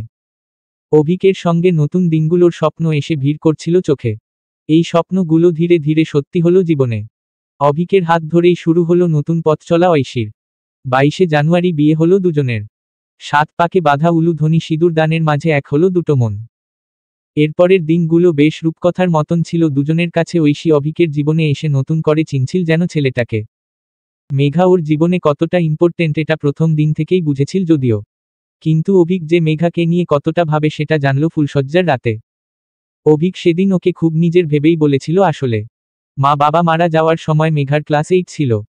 ছোট্ট একটা বাচ্চা মেয়ে, আমি বুঝতে পারছিলাম না সেই সময় ওকে সামলাবো কি করে। আমারও তখন কলেজের ফাইনাল ইয়ার। ব্যবসার সমস্ত রেসপন্সিবিলিটিও তখন হঠাৎ করে আমার ওপর, এত কিছু যে সেই সময় কি করে একসাথে সামলিয়েছিলাম আমিই জানি। তারপর থেকেই আমি মেঘাকে নিয়ে একটু বেশিই প্রোটেক্টিভ হয়ে গেছি। ওর ছোট ছোট ব্যাপারে ডিসিশনস সব আমি নিই। ওকে আগলে রাখাটা স্বভাব হয়ে গেছে যেন। যাই হোক, জানি তুমি এটা বুঝবে। কথাগুলো এক নিঃশ্বাসে বলে খুব বিশ্বাস নিয়ে তাকিয়েছিল অভিক ঐশীর দিকে। ঐশী বুঝেছিল এই দৃষ্টির মানে। আজ থেকে মেঘা শুধু অভিকের না, ঐশীরও রেসপন্সিবিলিটি, এটাই বলতে চেয়েছিল ছেলেটা। ঐশী সেই মুহূর্তে আস্তে গলায় উত্তর দিয়েছিল ওকে। আমি বুঝেছি। আর তুমি চিন্তা করো না। মেঘার জীবনে আর কখনো কিছু খারাপ হবে না। আমিও তো আছি এখন। কথাটা বলে আলতো হেসেছিল ঐশী। আর অভিক হঠাৎ জড়িয়ে ধরেছিল ওকে ভীষণ শক্তভাবে। হয়তো একটা আশ্রয় খুঁজে পেতে চাইছিল ঐশীর মধ্যে। এতদিন একা একা সমস্ত দায়িত্ব, কাজের চাপ সবটা সামলাতে সামলাতে ক্লান্ত হয়ে গেছিল মনে মনে। তাই ঐশীকে পেয়ে খুব নির্ভর করতে ইচ্ছে করছিল যেন হঠাৎ অভিকের। তাই খুব শক্ত করে আঁকড়ে ধরেছিল ওকে, নিজের সমস্ত ভালোবাসা দিয়ে। এরপর দিন যত এগিয়েছে ঐশী যেন জড়িয়ে গেছে আষ্টে পৃষ্ঠে অভিক আর মেঘার জীবনের সঙ্গে এই নতুন সংসারে। যদিও নিজের অ্যাকাউন্টেন্টের চাকরিটা ছাড়েনিও। তবে বাড়িতে 3-4টে কাজের লোক থাকা সত্ত্বেও ঐশী রান্না করত রোজ ওদের পছন্দের জিনিস, তারপর নিজের হাতে খেতে দিত সবাইকে, তারপর অফিস যেত। যদিও অভিক বারবার বারণ করত ঐশীকে এত কিছু করতে। এই যেমন সেদিন মাছ ভাজতে গিয়ে তেলের ছিটে লেগে ঐশীর যখন হাতটা পুড়ে গেছিল, সেই দেখে অভিকের কি চিন্তা হতো, পারলে ডাক্তারকেই কল করে দিচ্ছিল সেই মুহূর্তে। ঐশী কোন রকমে বুঝিয়ে শুনিয়ে শান্ত করেছিল ছেলেটাকে। তারপর অভিক খুব জোর দিয়েই বলেছিল, বাড়িতে এত কাজের লোক, তোমার সত্যি কি দরকার বলো তো এত কষ্ট করে রান্না করে? হাতটা পুড়ে গেল তো ইস কত লাগছে এখন। কথাগুলো মাথায় এক গাদা চিন্তার ভাঁজ নিয়ে বলেছিল অভিক। ঐশী সেই মুহূর্তে আলতো করে জড়িয়ে ধরেছিল ওকে। তারপর শান্ত গলায় বলেছিল, আমার ভালো লাগে তোমাদের জন্য রান্না করতে। আর এইটুকু লাগাতে কিছু হয় না। রান্না করতে গেলে এরকম একটু আধটু তেলের ছিটে লাগে। এই নিয়ে এত চিন্তা করার কিছু হয়নি বুঝলে। কথাটা বলে ঐশী নাকটা টিপে দিয়েছিল অভিকের মজা করে। যদিও অভিকের চিন্তা তারপরেও কমেনি। ও তো এরপর থেকে মাঝে মাঝেই রান্নাঘরে এসে হাজির হতো ঐশীর রান্না করার টাইমে পাহারা দেওয়ার জন্য। তবে এইসবের মাঝে মেঘা একটা নতুন বেস্ট ফ্রেন্ড খুঁজে পেয়েছিল নিজের। ঐশী এখন ওর শপিং, সিনেমা দেখা, রেস্টুরেন্টে খাওয়া সবের সঙ্গী। নিজের ছোট ছোট কথাগুলো মেঘা আজকাল ঐশীর সাথে শেয়ার করে। কলেজে কি হলো, কোন বন্ধু কি বলল, কোন স্যার ম্যাম কিরকম, এইসব নানারকম এলোমেলো কথা বলে ওর বৌদি ভাইকে। হ্যাঁ, এই নামটা বিয়ের প্রথম দিন থেকেই ঐশী পেয়েছে মেঘার কাছ থেকে। তবে মাঝে মাঝে মেঘা একটু অন্য কথাও বলে, কিছুটা বেহিসেবি হয়ে। এই যেমন অভিক ওকে নিয়ে সেই ছোটবেলা থেকেই ভীষণ প্রোটেক্টিভ। মা বাবা মারা যাওয়ার পর মেঘাকে আঁকড়ে ধরেই তো বাঁচে আসলে, তাই সারাক্ষণ ওকে আগলে আগলে রাখে। কিন্তু অনেক সময় এই জন্য মেঘাকে নিজের ছোট ছোট ইচ্ছেগুলোর সঙ্গে কম্প্রোমাইজ করতে হয়। যেমন ওর কলেজে নিজের পার্সোনাল কারে যেতে ভালো লাগে না একটুও। বন্ধুদের সঙ্গে বাসে করে সাধারণের মতন যেতে ইচ্ছে হয়। কিন্তু অভিক সেটা একদিনের জন্য এলাও করে না। এই গাড়িতে যাওয়ার জন্য কলেজের অনেকেরই ধারণা হয়েছে মেঘা সবার থেকে একটু আলাদা। বড়লোকের কষ্ট না করতে পারা মেয়েরা যেমন হয় আর কি, সেই নিয়ে কেউ কেউ তো মুখের ওপর বলেও দেয়, কিন্তু অভিক এইসব শুনেও গুরুত্ব দেয় না কখনো। অভিক নিজে সাধারণের মতন জীবন যাপন করলেও মেঘাকে সব সময় একটা কাচের পৃথিবীর মধ্যেই রাখতে চায়, যেখানে কোন কষ্ট কোন প্রতিকূলতা ওকে ছুঁয়েও দেখবে না কোনোভাবে। মেঘার তবে অন্য স্বপ্ন। ও তো একা ড্রাইভ করে, কোন রোড ট্রিপে যেতে চায়, ট্রেকিং এর কোর্স করে, পাহাড়ে পাহাড়ে ঘুরতে চায়, একটা বাস্তবে ভরা রঙিন জীবন চায়ও, যেখানে প্রত্যেকটা দিন নতুন নতুন এক্সপিরিয়েন্স নিয়ে আসবে জীবনে। কিন্তু অভিক ওর এই মনের কথাগুলো বুঝতে পারে না বিশেষ। ট্রেকিং তো দূরে থাক, এমনকি ওকে কলেজ এক্সকারশনেও যেতে দেয়নি কখনো। ঐশী এই কথাগুলো যখন শোনে খুব অদ্ভুত লাগে ওর অভিককে তখন। আসলে ঐশীর মনে হয় প্রত্যেকেরই নিজের নিজের মতন করে বাঁচার অধিকার আছে। একটাই তো জীবন, সেখানে নিজের সমস্ত ইচ্ছেগুলোকে পূরণ করার চেষ্টা সবারই করা উচিত। অভিকের এই খুব আগলে রাখার জন্য মেঘা হয়তো নিজের ছোট ছোট আনন্দগুলো হারিয়ে ফেলছে কোথাও, যেগুলো আরও কোনোদিন ফিরে পাবে না। যাই হোক, এই এলোমেলো দিনগুলোর মাঝে মেঘা একটা সারপ্রাইজ দিয়েছিল ওর দাদা আর বৌদি ভাইকে। নিজে দুটো কাশ্মীরের ফ্লাইটের টিকিট কেটে মেল করে দিয়েছিল অভিকের কাছে। যদিও অভিক প্রথমে একদমই যেতে রাজি ছিল না, বোনকে একা বাড়িতে রেখে ঘুরতে যাওয়ার কথাই মাথায় আসেনি ওর। কিন্তু মেঘা এইসব দেখে সেই পুরনো থিওরিটাই অ্যাপ্লাই করেছিল অভিকের ওপর। একদিনের জন্য খাওয়া দাওয়া বন্ধ করে অনশন শুরু করেছিল, এমন যে অভিককে রাজি হতেই হয়েছিল অবশেষে হানিমুন ট্রিপের জন্য। তবে এরপর কাশ্মীর এগিয়ে যদিও মুহূর্তগুলোর মধ্যে জড়িয়ে গেছিল অভিক ঐশীর সাথে পাহাড়ের কোলে, ওদের ছোট্ট কটেজটায় যেন হারিয়ে গেছিল দুজন দুজনের মধ্যে। বাইরে যখন ঝুড়ো ঝুড়ো বরফ পড়ছিল, অভিক ঐশীকে কাঠের কটেজের বারান্দায় যেন আঁকড়ে ধরেছিল নিশ্চুপভাবে, আর নিষ্পলক চোখে দেখছিল সাদা চাদরে মোড়া শহরটাকে। তারপর ধীরে ধীরে হারিয়ে যাচ্ছিল ঐশীর নরম শরীরে ঠোঁটের উষ্ণতায়। এই রঙিন দিনগুলো কাটিয়ে এরপর যখন ওরা শহরে ফিরেছিল তখন ফেব্রুয়ারি মাস পড়ে গেছে। শহর জুড়ে হালকা কুয়াশা আর মিষ্টি শীতের আমেজ ছড়িয়ে। এইসবের মাঝে দিনগুলো ভালোই কাটছিল বেশ। কিন্তু সেই রবিবার একটা ঘটনা ঘটল। ঐশী মেঘাকে নিয়ে শপিংয়ে গেছিল সেদিন। মেঘার সামনেই জন্মদিন, তাই কিছু কেনাকাটি করতে গেছিল দুজনে। তবে কোন প্রাইভেট কারে নয়, বাসে, যাকে বলে পাবলিক ট্রান্সপোর্ট। আসলে গাড়িটা বেরোনোর সময় খারাপ হয়ে যাওয়ার জন্য মেঘাই জেদ করছিল নিজে। এই রকম সুযোগ তো সব সময় আসে না, গাড়ির কাচের বদ্ধ পৃথিবীর বাইরে সাধারণের পৃথিবীটা দেখার সুযোগ। তাই জোর করেই ঐশীকে রাজি করিয়েছিল বাসে যাওয়ার জন্য। তবে ঐশী ও শেষে না করেনি আর। মেঘাকে নিয়ে খুব মজা করেই শপিং করতে গেছিল সেদিন। তারপর ফেরার পথে আবার প্রিন্সেপ ঘাটে ঘুরে ফুচকা খেয়ে ফিরেছিল সন্ধ্যের সময়। কিন্তু কথাটা যখন অভিকের কানে গেছিল তখনই বিপত্তি। যদিও মেঘা ঐশী দুজনের কেউই বলেনি কিছু ওকে প্রথমে, কিন্তু ড্রাইভারের কাছ থেকে গাড়ি খারাপ হয়ে যাওয়ার কথাটা শুনে অভিক নিজেই এসেছিল ঐশীর কাছে, তারপর আনমনে জিজ্ঞেস করেছিল, গাড়ি আজ খারাপ হয়ে গেছিল শুনলাম, গেলে কি করে তোমরা দুজন তাহলে? ওলা উবের কিছু একটা করে নিয়েছিলে নাকি? এই প্রশ্নে ঐশী খুব সহজভাবে বলেছিল, না, বাসে করে গিয়েছিলাম আমরা। এটা শুনে অভিক যেন আকাশ থেকে পড়েছিল, সেই মুহূর্তে ও অবাক হয়ে বলেছিল ঐশীকে, কি তুমি মেঘাকে নিয়ে বাসে উঠেছিল?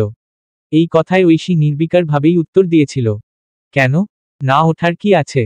এটা শুনে অভিক বেশ সিরিয়াস হয়ে গেছিল সেই মুহূর্তে। ও কিছুটা উত্তেজিত হয়েই বলেছিল, মেঘার কি বাসে ট্রেনে চড়ার অভ্যাস আছে, ওই ভিড়ে ঠেলাঠেলি করে ওঠা নামা? যদি পড়ে যেত মাঝ রাস্তায় বা বাসের ভেতরে তাহলে কি হতো? এই কথাগুলো শুনে ঐশী কিছুটা অবাক হয়েই বলেছিল, এত ওভার রিয়্যাক্ট করছো কেন, পৃথিবী শুদ্ধ লোক পাবলিক ট্রান্সপোর্টে যাতায়াত করে। আজ মেঘাও করেছে, এই নিয়ে এত চিন্তা করার কিছুই হয়নি। কথাটা বেশ শান্ত গলায় বলেছিল ঐশী। কিন্তু অভিক এটা শুনে কেমন রেগে গেছিল হঠাৎ। ও বেশ কঠিনভাবে এই উত্তর দিয়েছিল এক কথায়, সবাই আর মেঘা এক নয়। সবাই যেটা করে আমার বোনকেও সেটাই করতে হবে, এরকম কোন মানে নেই, আর আমার কাছে ওর সেফটিটাই সবার আগে। কথাগুলো এক নিঃশ্বাসে বলেই অভিক রাগে উঠে চলে গেছিল ঐশীর সামনে থেকে। কিন্তু এই প্রথম ঐশীর এই ব্যবহারটা খারাপ লেগেছিল কেমন। অভিক এই সাধারণ কথায় এতটা রেগে যাবে যে ভাবেনি আসলে। সেদিন এসবের পর ঐশী কিছুটা চুপ করে গেছিল নিজের মনে। চাইলেও কোন কথা আসছিল না ওর অভিকের সাথে। তবে সেই রাতে অভিক ব্যাপারটা খেয়াল করেছিল, তাই নিজেই এসেছিল ঐশীর কাছে।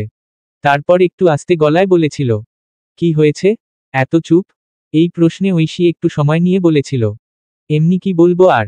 এই কথাটা শুনে অভিক বলে উঠেছিল কিছুটা থেমে থেমে, সরি, আমি রুডলি কথা বলেছি আজ। ওইভাবে বলাটা আমার ঠিক হয়নি। এটা শুনে ঐশী হঠাৎ নিজের মনেই বলে উঠেছিল, তোমাকে আমি অন্য রকম ভেবেছিলাম। যে সাধারণের মতন থাকতে ভালোবাসে, এত বড় বিজনেসম্যান হওয়া সত্ত্বেও রাস্তায় দাঁড়িয়ে ফুচকা খায় হেঁটে ঠাকুর দেখে, কিন্তু আজ একটা সাধারণ বাসে চড়া নিয়ে তুমি যেভাবে রিয়্যাক্ট করলে, আমি ঠিক যেন মেলাতে পারলাম না তোমাকে সেই আগের মানুষটার সাথে। ঐশীর এই কথাগুলো শুনে অভিক চুপ ছিল কিছুক্ষণ সেই মুহূর্তে। আসলে কি বলবে ঠিক বুঝতে পারছিল না। তাও নিজেকে স্পষ্ট করার জন্য কিছু কথা ভেবে বলল, আমি মেঘাকে নিয়ে খুব প্রোটেক্টিভ, মা বাবা চলে যাওয়ার পর থেকেই। আর এটা আমি আগেও বলেছিলাম। মেঘার কোন ব্যাপারে কোন অসুবিধা হোক, কষ্ট হোক, এটা আমি চাই না। আর ওকে যখন আমি একটা ভালো লাইফস্টাইল দিতে পারছি, তাহলে কেন ও জীবনে কোনোরকম কষ্ট করবে? আর ওর তো এইভাবে যাতায়াত করার অভ্যাসও নেই। কোনোভাবে যদি লেগে যেত বা ভিড়ের মধ্যে উঠতে গিয়ে পড়ে যেত তাহলে। কথাগুলো বেশ জোর দিয়ে বলার চেষ্টা করেছিল অভিক যেন।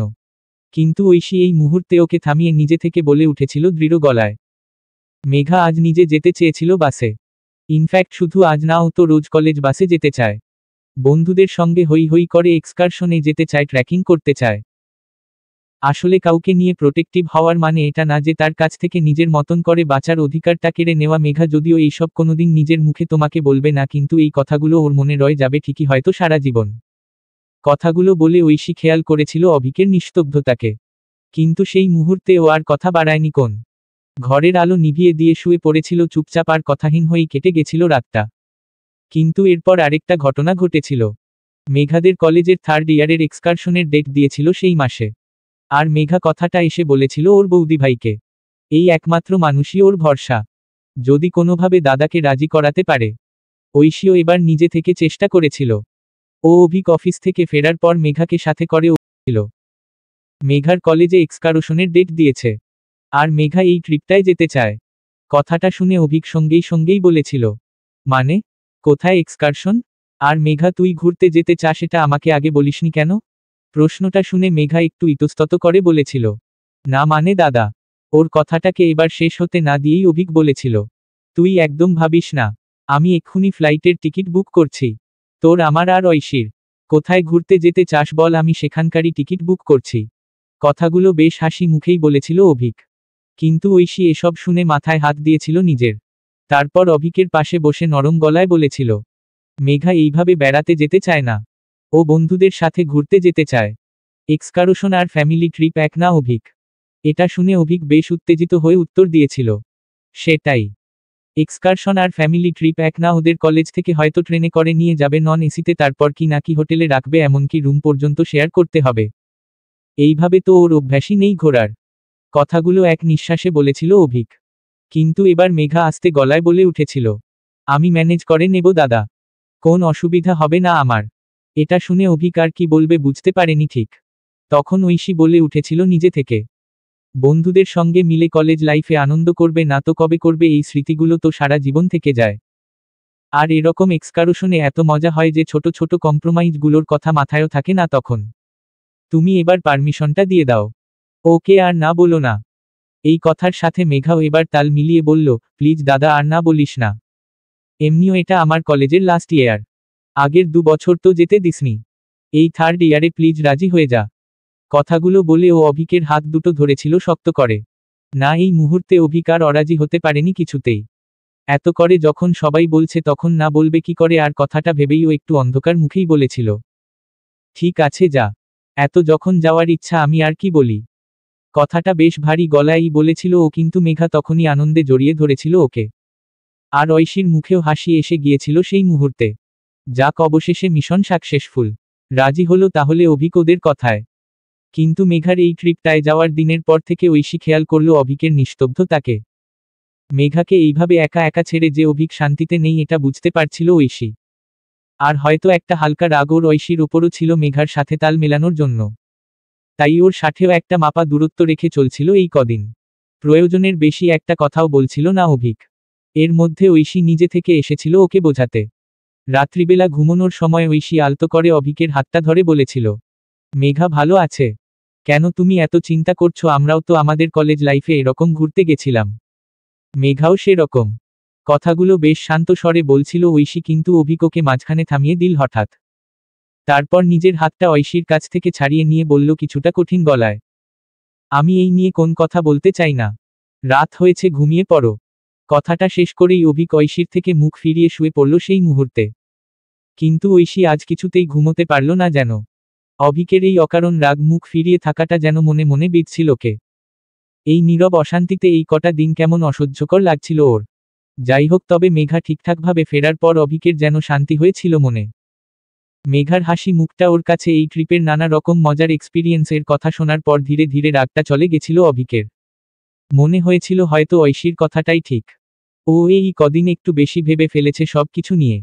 শুধু শুধু টেনশন করেছে এত। সেই রাতে কথাগুলো ভেবেই ও নিজে থেকে এসেছিল ঐশীর কাছে। কিন্তু ঘরে ঢুকেই থমকে গেছিল হঠাৎ। ঐশী একটা ব্যাগ গোছাচ্ছিল জামা কাপড়ের। ও কিছুটা অন্যমনস্ক ছিল, তাই ঠিক খেয়াল করেনি অভিককে। কিন্তু অভিক এই মুহূর্তে ওর কাছে এসে জিজ্ঞেস করেছিল অবাক হয়ে, এখন ব্যাগ গোছাচ্ছ কেন তুমি? কোথায় যাবে? ঐশী এই প্রশ্নে অল্প কথাই বলেছিল, বাবার কাছে। অনেকদিন যাওয়া হয়নি তো তাই। এটা শুনে অভিক ক্লুলেস হয়েই জিজ্ঞেস করেছিল আবার, তুমি বাবার কাছে যাবে, আগে বলনি তো আমাকে? এই প্রশ্নে ঐশী কিছুটা স্থিরভাবে উত্তর দিয়েছিল, এই কদিন কতটুকু কথা হয়েছে আমাদের, যাই হোক আজ রাতে আমি মেঘার সঙ্গে শোব। ওর অনেক গল্প জমে আছে আমার সঙ্গে। কাল থেকে তো থাকবো না আজ রাতে, তাই আমরা একসাথে গল্প করতে করতে ঘুমোব। কথাগুলো সেদিন বলে ঐশী আর অপেক্ষা করেনি। ব্যাগের চেনটা টেনে বেরিয়ে এসেছিল ঘর থেকে। হয়তো একটা আড়াল খুঁজছিল ও অভিকের থেকে। আসলে কারোর ব্যবহারে খারাপ লাগলে ঐশী সোজাসুজি যদিও কিছু বলতে পারে না, কিন্তু মনের দিক থেকে দূরে সরে যায় হঠাৎ।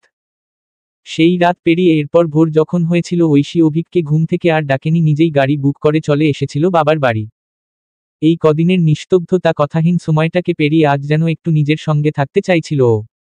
আর এই একলা থাকার ভিড়ে বাবাই তো ওর একমাত্র ঠিকানা। কিন্তু সকালে উঠে অভিক ঐশীকে দেখতে না পেয়ে বুঝেছিল সবটা। এই কদিন ওর দূরে দূরে থাকা, চুপ থাকা ইসবের জন্যই ঐশী চলে গেছে এইভাবে। হয়তো একটু বেশিই রিয়্যাক্ট করে ফেলেছিল অভিক এই কদিন, কথাটা ভেবে ওর নিজের ওপরই রাগ হলো কেমন। ঐশীর সামনে ওইভাবে চুপ করে যাওয়াটা সত্যি ঠিক হয়নি ওর। কথাগুলো মনে হতেই অভিক কল করেছিল ঐশীকে। কিন্তু ফোনের ওপার থেকে শুধু প্রয়োজন মতন উত্তরটুকু এসেছিল সেদিন। ঐশী কেমন যেন বেশি কথা বাড়াতেই চাইছিল না নিজে। আর তারপর থেকে অভিককেও কোন ফোন করেনি আর। এইসবের মাঝে দিনগুলো যেন কেমন ফাঁকা ফাঁকা লাগতে শুরু করেছিল অভিকের। দুটো দিন এই মন খারাপের ভিড়ে চোখের পলকে কেটে গিয়েছিল ওর। কিন্তু মেঘা ব্যাপারটা খেয়াল করে আর চুপ করে থাকেনি। ও সেদিন এসে অভিককে সোজাসুজি জিজ্ঞেস করেছিল, কি হয়েছে রে দাদা? আমি আসার পরের দিনই কেন বৌদিভাই চলে গেল আর তোকে ঘুম থেকে ডাকলো অবধি না, নিজেই গাড়ি বুক করে চলে গেল, কি করেছিস তুই? নিশ্চয়ই বৌদি ভাই এর কোন কিছু খারাপ লেগেছে, নইলে এইভাবে চলে যেত না। কথাগুলো এক নিঃশ্বাসে বলেছিল মেঘা। অভিক এই কথায় একটু সময় নিয়ে বলেছিল, আসলে তুই এক্সকারশনে যাওয়ার পর আমি তোকে নিয়ে খুব টেনশনে ছিলাম। একা একা কিভাবে সব ম্যানেজ করছিস, কিভাবে থাকছিস সবার সাথে অ্যাডজাস্ট করে, সেই জন্য ওই কদিন আমি ঐশীর সঙ্গে কথা বলিনি ঠিক। মানে মাঝে মাঝে একটু রুডলিও বিহেভ করে ফেলেছি। তার জন্যই হয়তো। কথাটাকে ওর শেষ করতে না দিয়েই মেঘা এবার বলে উঠেছিল কঠিন গলায়, বুঝতে পেরেছি। তুই এই কদিন নিজের মধ্যে ছিলিস, নিজের চিন্তার জগতে। আর আমি জানি বৌদিভাই আমার হয়ে এই ট্রিপটায় যাওয়া নিয়ে কথা বলেছে বলে তোর একটা রাগ ছিল বৌদিভাই এর ওপর। সেই জন্য নিশ্চয়ই তুই খারাপভাবে কথা বলেছিস। সত্যি তুই কি রে দাদা? বৌদিভাই এর মতন মানুষকে হার্ট করলি তুই কি করে? কথাগুলো শুনে অভিক ঠিক আর কিছু বলতে পারেনি। মাথা নিচু করে দাঁড়িয়েছিল চুপচাপ। কিন্তু মেঘা এরপর অর্ডার করার মতন সুরে বলেছিল, তুই কালই যাবি বৌদিভাইদের বাড়ি। তারপর যেভাবেই হোক ওকে মানিয়ে বাড়ি নিয়ে আসবি। দরকার হলে ওদের বাড়িতে থেকে যাবি দাদা, কিন্তু বৌদিভাইকে সাথে নিয়েই ফিরবি। কথাটা বলেই মেঘা আর কোন উত্তরের অপেক্ষা করল না। বেরিয়ে গেল ঘর থেকে। কিন্তু অভিক স্থিরভাবে দাঁড়িয়ে রইল এই মুহূর্তে কিছুক্ষণ। সত্যি ঐশী এইভাবে নিজের বাড়ি না গেলে ও বুঝতেই পারত না যে ঐশীকে ছাড়া দিনগুলো কতটা খালি খালি লাগে ওর। তবে মেঘা আজ ঠিকই বলেছে, ওর ঐশীদের বাড়ি যাওয়া উচিত। ঐশীর সাথে এই মনের দূরত্বটা এবার ওকে মেটাতে হবে, যেভাবেই হোক।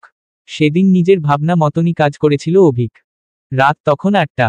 অভিক অফিস থেকে সোজা এসে হাজির হয়েছিল ঐশীদের বাড়ি।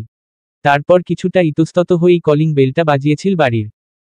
এরপর কিছুক্ষণ সময়ের ভিড়ে ঐশী এসেই দরজা খুলেছিল ওকে, আর থমকে গেছিল যেন কয়েক সেকেন্ড। অভিক এখানে কি করছে? যার কাছে কিছু দিনের দূরত্ব চেয়েছিল ঐশী, সে কেন এসেছে আজ ওর কাছে? কথাটা ভেবেই মুখটা ওর অন্ধকার হয়ে গেছিল হঠাৎ। আর অভিক খেয়াল করেছিল এই অন্ধকারটা মন দিয়ে চলবে।